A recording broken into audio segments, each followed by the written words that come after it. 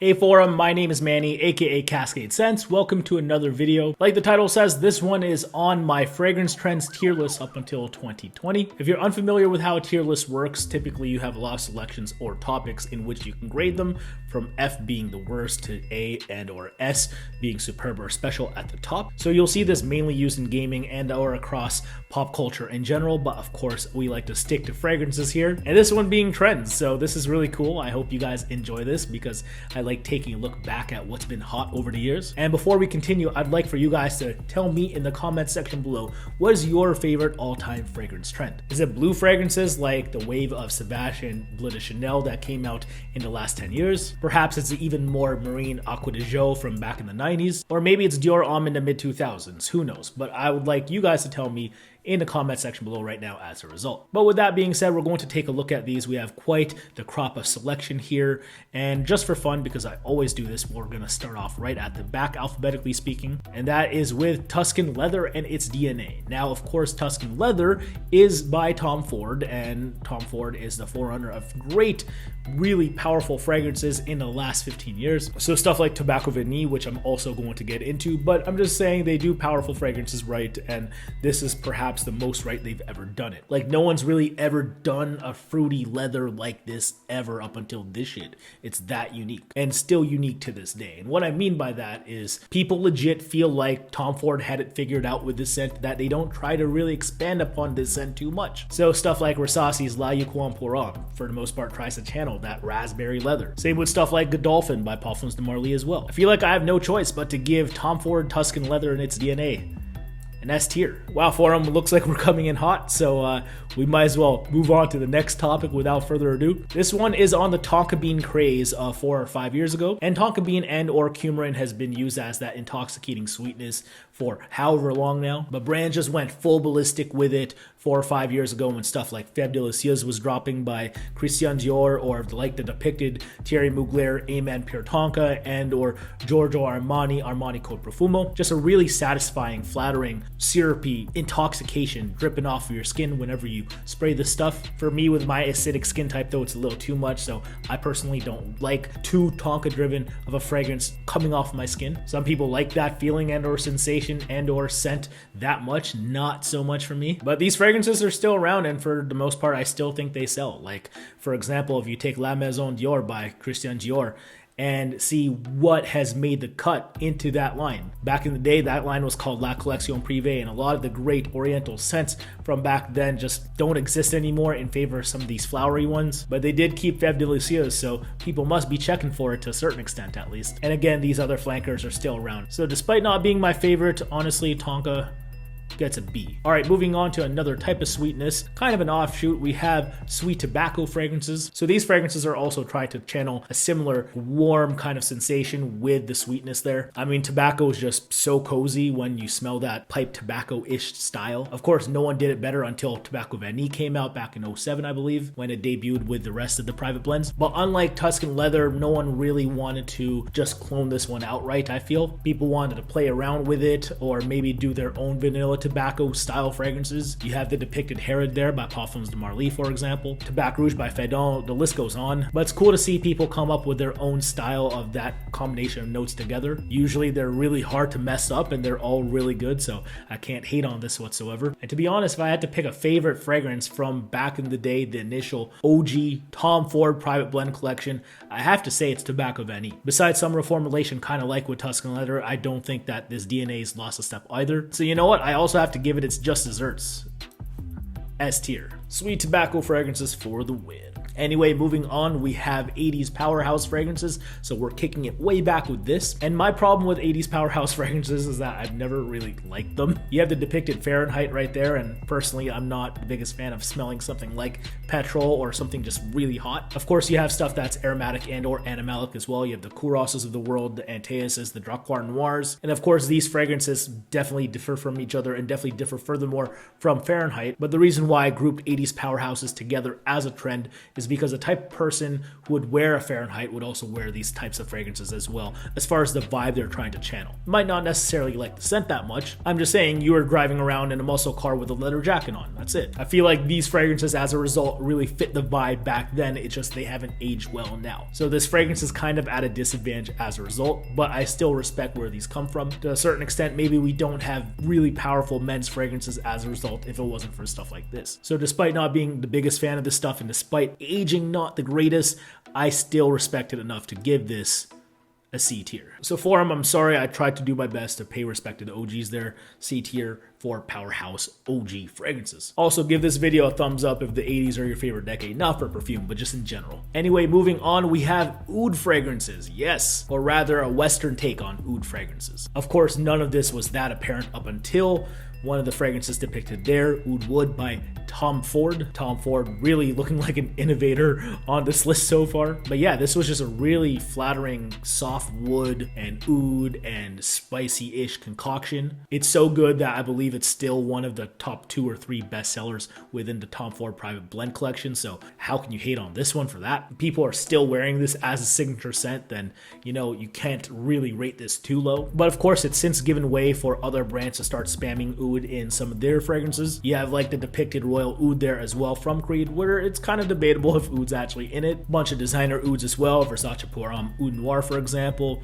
really good stuff right there. But I just feel like when it comes to this trend, the hype was really high at one point, at least as far as what the market was trying to push, or rather the industry, and the community reception wasn't as high, and it's certainly way lower now for its enthusiasm in the West at least. Also, personally, I don't really reach for a lot of oud scents myself, but to be honest, as far as its peak, as far as it being trying to be pushed at the time, I still have to give it somewhat of a decent rating. So you know what, oud is also going to get a C tier. Again, as a trend, don't hate it, don't love it, C is fine. Now moving on to another trend, one that's kind of hot right now, and that is minimalism. So stuff like Diptyque, Byredo, Le Labo, Joe Malone London, you get the idea. You know, still really high quality stuff, maybe not as hell-bent on performance, but something that is maybe less challenging overall. You still have some creativity here as well as the quality of other mainstream niche fragrances, but they're also simple as hell, which is also depicted in their packaging and whatnot. For them, I love minimalist fragrances. I think they're here to stay. I know they're kind of contentious for a lot of you guys because maybe they don't challenge your nose enough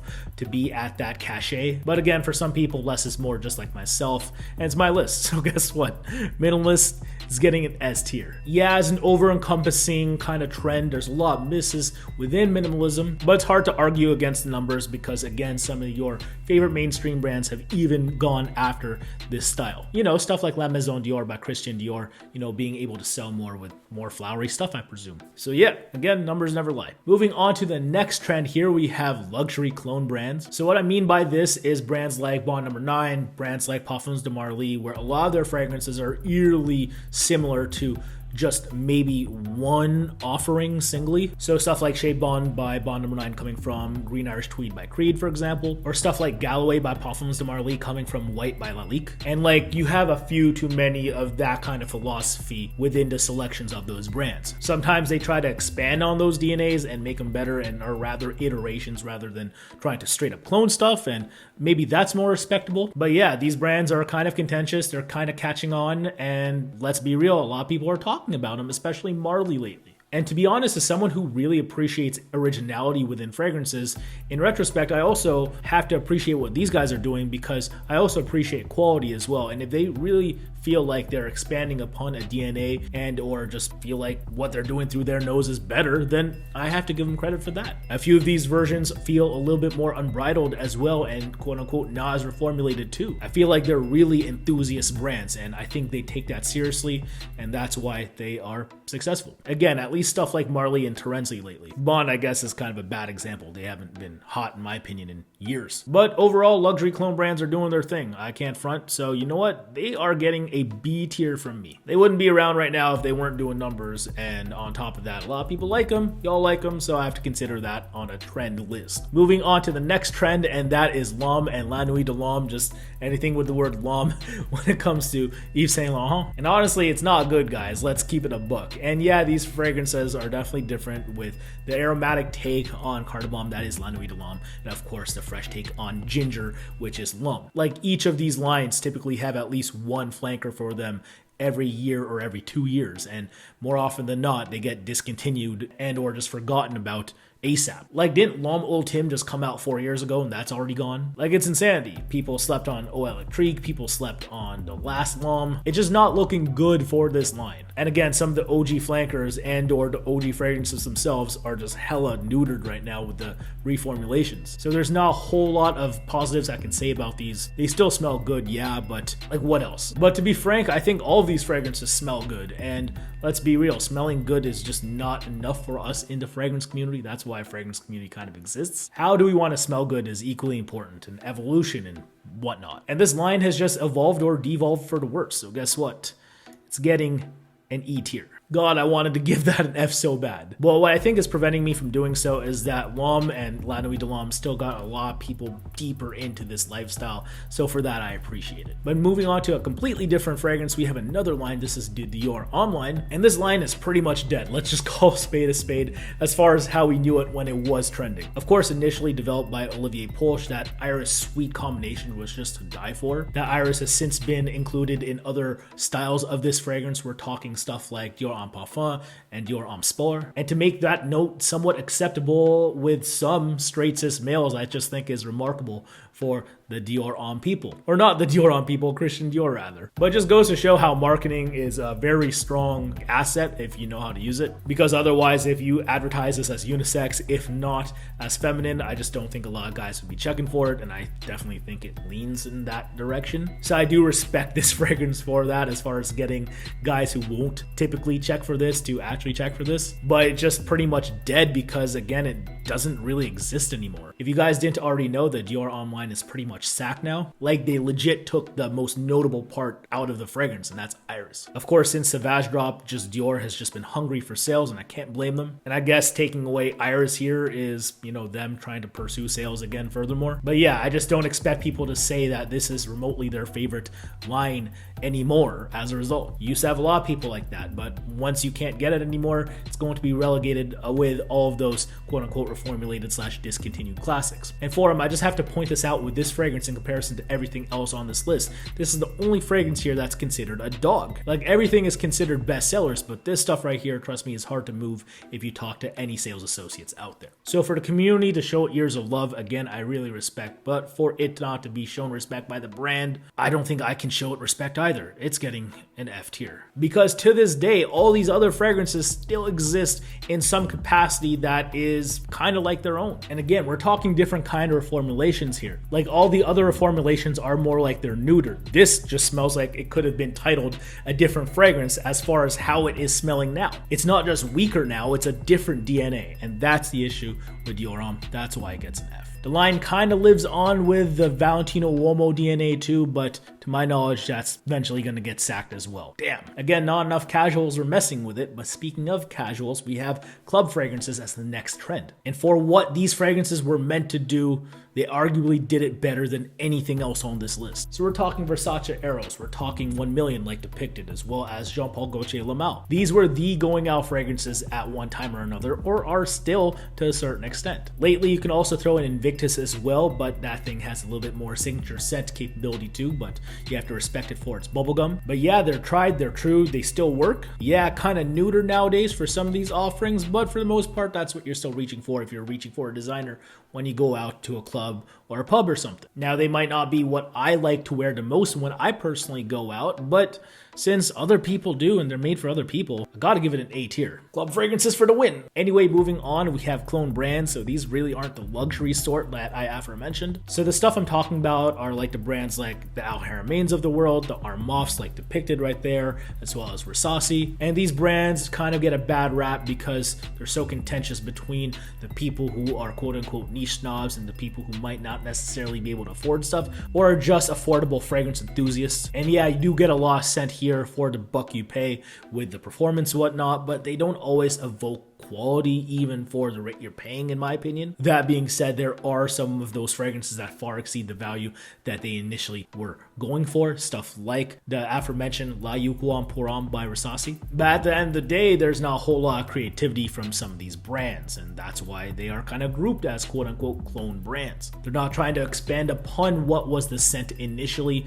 they're kind of ripping it off for the people who quote unquote can't afford it and or are taking solace in it in some other way. Maybe like some of these scents more genuinely, and if you do, I'm over the moon for you. There's nothing wrong with that. But it's my tier list, and I think we have to kind of give originality its due, which of course you're not getting here. And you're getting less of here, again, in comparison to the Bonds and or the Parfums de Marly's of the world. So I think I have to rate it lower than that. But at the end of the day, this still got a lot of people into perfumery, and I can always thank these brands for that as a result. You don't know how many emails or messages I get from people who tell me that they started off with this clone, they watched some of my videos, eventually got sold on the real thing, and are now niche whores like myself. But it's not like these clone brands don't play their role. They definitely do. They do it well. And you know what? I'm actually going to give this stuff a D tier as a result. For all y'all balling on a budget, you're welcome for not giving this an F. Anyway, moving on, we have blue fragrances now, and depending on where you stand within the industry and or the community, this might be the most contentious topic thus far. The reason is because blue fragrances arguably quote unquote dumbed down everything so much within designer perfumery, in which it wasn't always this lack of creativity and just sales driven like it is now. Like Dior used to make bangers of all genres back in the day, like again with Dior Homme, Fahrenheit, Eau Sauvage, higher energy. But no, nowadays it's all about simplifying everything, and it is what it is. Of course, this philosophy came from a remix of Bleu de Chanel, if you will. Not a clone, but seeing what Bleu was for the gentleman types as far as a do anything yuppie type of fragrance. Sauvage became even more casual at that and or approachable with how much more playful it was with its bergamot and metallic and just watery ambroxan take. And ever since its success, you've seen stuff like Bulgari Aqua Atlantique, you've seen Prada's Luna Rossa Carbon, Versace Pour Homme Dylan Blue as well, you know, stuff like that. And to this day, they're arguably the fragrances to beat sales-wise on the men's designer level. They played their role and they're here to stay, so as a result, I don't think I can rate them lower than an A tier. For Bleu de Chanel Eau de Toilette is one of my favorite designer men's fragrances of all time. Of course, Sauvage is great at what it does. The reason why I didn't go with an S tier is because I don't quite respect the DNA as much as some of the ones at S and or the trends in general. So yeah, I think A is good enough. Moving on though, we have Baccarat Rouge 540 as the next trend. Holy shit, here we go. And yeah, Aventus is cool, and we're gonna get to that in just a sec, but as far as a recent rabid following that has kind of taken over the fragrance community, both women and men, Baccarat Rouge 540, y'all are out here for this stuff, so it's cool to see you guys represent a candied cedarwood. Like, how can you not like that? I really respect the DNA, not completely for me. Again, it's a little too sickly off my skin. I can't really stand to be my own scent cloud. The compliments are nice, those things come in, but again, it's just a little too much for me, so I'm not the biggest fan. Would I consider picking it up one day? Probably though. I do respect the DNA, but again, for the 540 lovers out here, I'm gonna throw you one. It's getting an A tier. There, you happy? Next up, and maybe this one's the most contentious topic for you, Aventus and its DNA. Like for him, this is perhaps the most ubiquitous niche fragrance DNA ever. Like, to a certain extent, we might not even have a niche fragrance community if it wasn't for the scent, so you have to respect it for that. I mean, smoky, musky pineapple for the win. What can I say? It's just that addictive for some people, and you can use it for almost anything. But for a fragrance that great and a DNA that great that has spawned other great iterations of it, like Mont Blanc Explorer to a certain extent, I still take issue with the DNA because Creed can't regulate it properly. Like, the batch variation is simply unacceptable if you ask me. I think if a fragrance is that well of a seller, I think you should be more hell-bent on trying to keep that same level of quality for the people buying it. Some people just buy one fragrance and keep refilling this stuff, and I think you guys owe it to those guys. So despite my love for this fragrance, despite my reverence for this fragrance, I don't have much reverence for that. That's why Aventus gets an A. So A for Aventus. And yes, I say Aventus and not Aventus. Yeah, it's not technically a French word, but if a French guy like Erwin or Olivier Creed say this, who made the scent, I'm going to say it too. Second, lastly, trend-wise, we have A Men, and honestly, this scent has not aged well if you ask me. This and its female iteration, Angel, arguably started the gourmands for both women and men starting in the mid-90s and whatnot. And some of these trends that we have now, we probably wouldn't have as a result if it wasn't for this stuff. But since it has its own cult following for its flankers and whatnot, that's why it made the list as a trend. So you have to respect it for that, for being one of those really cult-ish followings within the fragrance community. Some of those are bangers too. Again, we're talking Ultra Zest, Pure Malt, Pure Havane, things like that. But some of them have seen better days with the reformulations and or are discontinued, like Ultra Zest. On top of that, the recent flankers haven't been nice as far as Cryptomint and or Ultimate. Yeah, they smell good, but you know, they're just not as heavy hitting as far as the stuff I just mentioned. Not as far as performance, but as far as my sheer enthusiasm for the DNAs of those scents. What can you do though? This scent had such a prime back then, it's just really tapered off since. And as a result, you just can't grade it high, or at least I won't. So A Men gets a C tier. Not too high, not too low, but for a fragrance that has seen better days, it's still technically around, and all the fragrances that it's since influenced are still kind of around too. And last but not least, as far as something that definitely won't go away in the public eye as far as mainstream men's perfumery, we got the best-selling fragrance of all time, Acqua di Gio by Giorgio Armani. And again, I mentioned something as far as trends. If we're going to analyze trends, we also have to take into consideration its cultural impact, and the numbers never lie. So without even having to discuss its really addictive marine quality, you kind of just have to drop this in S tier. Like, I talk about fragrances here that have got people into the game, like club fragrances and or blue fragrances, but I don't think anything's quite on that level like Acqua di Gio. Over years, that has been the gateway drug to no other, so it's an S tier fragrance. And there you go, forum. That about does it for me. Thank you for your time. I really appreciate it. Hope you had as much fun watching this tier list as I had compiling it. This was really cool. And if you guys want, have fun with this tier list as well. I'll leave a link to it in the description below if you want to fill it out. If you guys want to comment and or tweet and or Instagram a screenshot of your tier list as well, you can find me at CascadeScents at pretty much all of my social medias. So please follow me there if you're not already doing so. And if you really like this content, again, like and subscribe as well. And please hit that notification bell for more awesome tier lists among other things here on CascadeScents. And at this point of the video as well, if you haven't already told me, I want to know what your favorite fragrance trend is here, if not one I perhaps missed. So please tell me if I missed anything. That being said, I feel like I covered everything, probably didn't. But again, until next time, I will see you later. Take care for now. Peace out. Bye. Wear your fragrances.